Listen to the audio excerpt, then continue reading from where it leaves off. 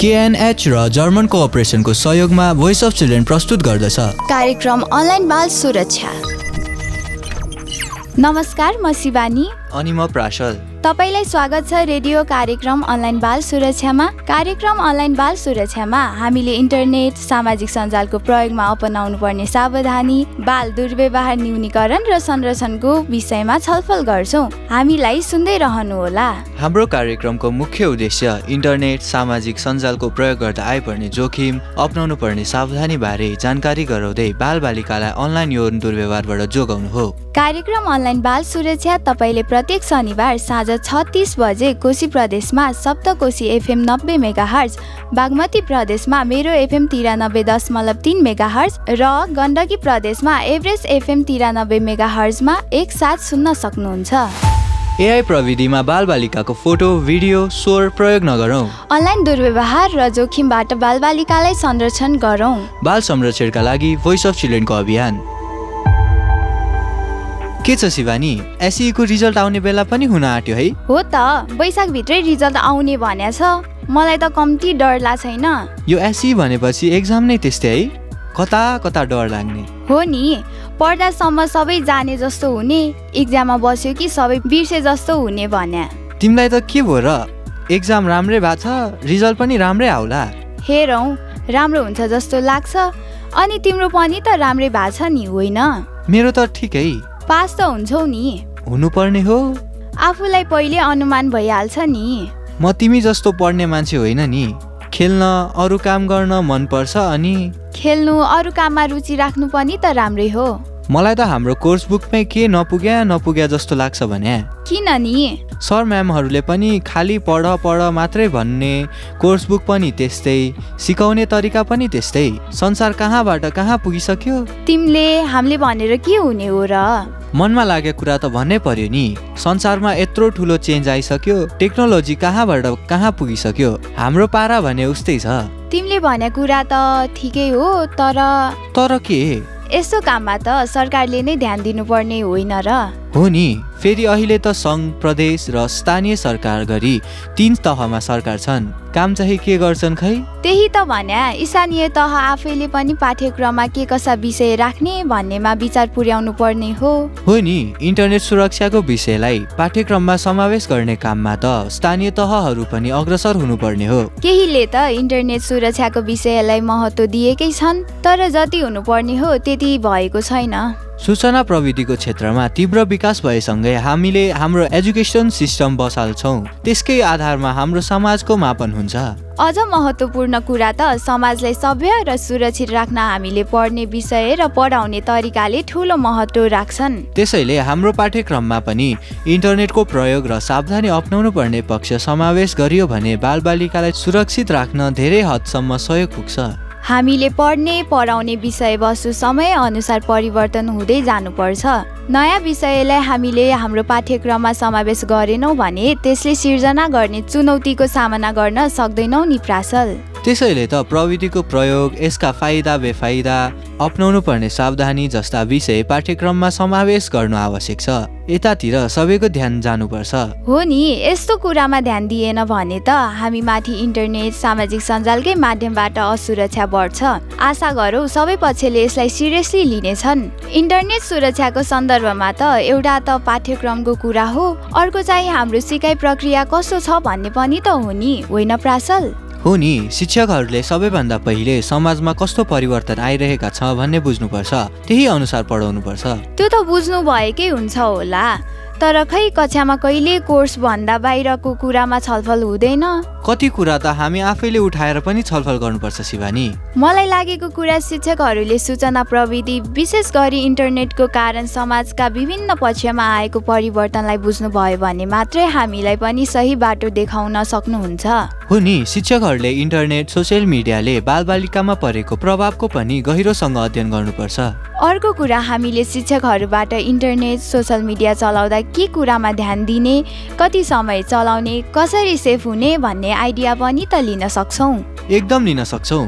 मलाई त अझ बेला बेलामा इन्टरनेट, अनलाइन, सोसियल मिडियाबाट हुने यौन दुर्व्यवहारबाट बच्न के गर्नुपर्छ भनेर इन्टरनेट सेफ्टी रुल्स बारेमा स्कुलमा कक्षा नै चलाउनु पर्छ जस्तो लाग्छ। त्यसो गर्न सके त गजबै हुन्थ्यो। किन नसकिनु? यस्तो कुरामा त सर म्यामहरूलाई हामीले पनि कन्भिन्स गर्नुपर्छ। त्यसो हुन सक्यो भने त इन्टरनेट चलाउँदा हामीले अनुभव गरेका विषय सेयर गर्न र सँगसँगै जोखिम कसरी कम गर्ने भन्नेमा पनि सहयोग नै पुग्थ्यो। अर्को कुरा, हामीले पनि सर म्यामहरूसँग खुलेर कुरा गर्दैनौँ, जसले गर्दा इन्टरनेट सुरक्षा जस्ता विषयमा पर्याप्त छलफल नै हुँदैन। सधैँ त्यस्तो अवस्था नरहला। अहिले त इन्टरनेट, सोसल मिडियाको प्रयोगमा सावधानी अपनाएन भने कस्ता कस्ता समस्या आउँछन् भन्ने त हामी सबैले देखे, सुनेको, पढेको कुरा हो नि। त्यसैले त इन्टरनेट सुरक्षाको विषयमा व्यापक जनचेतना पाठ्यक्रममा र सिकाइ प्रक्रियामा पनि इन्टरनेट सुरक्षाको विषय समावेश गर्ने भनेको हो नि। हामी आशा गरौँ सम्बद्ध पक्षहरूले हामीले उठाएको विषयमा ध्यान दिनेछन्। अनलाइन बाल यौन दुर्व्यवहार न्यूनीकरणमा शिक्षकहरूको भूमिका निकै महत्त्वपूर्ण हुन्छ।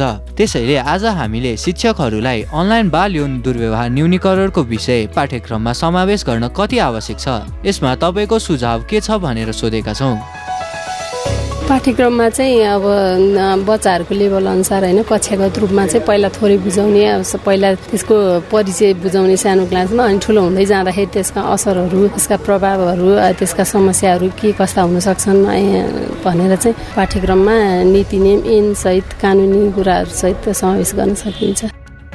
स्थानीय पाठ्यक्रममा अहिले नगरपालिकाले हामीसँग सुझाव सङ्कलनहरू पनि लिइरहेको छ। हामीले त्यो सुझाव पनि दिएका छौँ। सम्भवतः अर्को शैक्षिक सत्रबाट स्थानीय तहमा यौन सम्बन्धी यसका घटनाहरू सम्बन्धी यसलाई न्यूनीकरणको निम्ति पाठ्यक्रममै ल्याउनुपर्छ भनेर हामीले सुझाव दिएका छौँ। त्यो सुझाव अनुसार सम्भवतः अर्को शैक्षिक सत्रबाट त्यो पाठ्यक्रममै लागू हुन्छ होला जस्तो लाग्छ हामीलाई। त्यसले पनि केही हदसम्म हुन त त्यसको निम्ति एउटा त्यहाँ विद्यालयमा चाइल्ड लभर हुन्छ, त्यसलाई विभिन्न समयमा फेसिलिटेट गरेर त्यही सम्बन्धी क्लासहरू, ट्रेनिङहरू सञ्चालन गरेर त्यसलाई तल्लो लेभलबाट, ग्रासरुट लेभलबाट नै त्यसलाई एउटा प्रमोट गर्ने हिसाबले त्यो घटनाहरूलाई कसरी त्यसलाई चाहिँ न्यूनीकरण गर्दै अन्ततगत त्यसलाई स्टप गराउन सकिन्छ भन्नेतिर चाहिँ सोच्न सक्यो भने पक्कै पनि आगामी दिनहरूमा यो घटनाहरू चाहिँ न्यूनीकरण हुँदै जान्छ भन्ने लाग्छ।